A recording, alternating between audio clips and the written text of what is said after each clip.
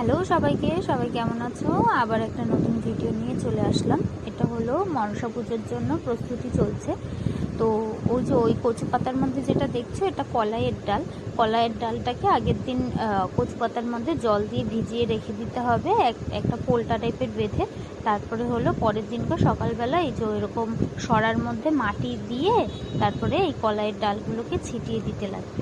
তো এখান থেকেই গাছ বেরাবে, এই গাছগুলো দিয়ে আমাদের পুজো হয়। তো অনেকের নিয়ম থাকে পাঁচের হালা, অনেকের সাতের হালা, অনেকের তিনের হালা থাকে।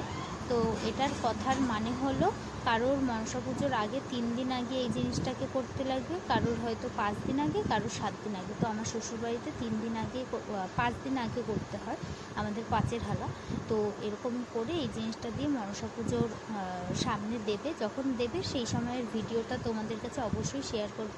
তো এইগুলো এরকম ঢেকে এবার ঠাকুর ঘরে রেখে দেবে। প্রতিদিন সকালবেলা পুজোর সময় জল দিতে হবে।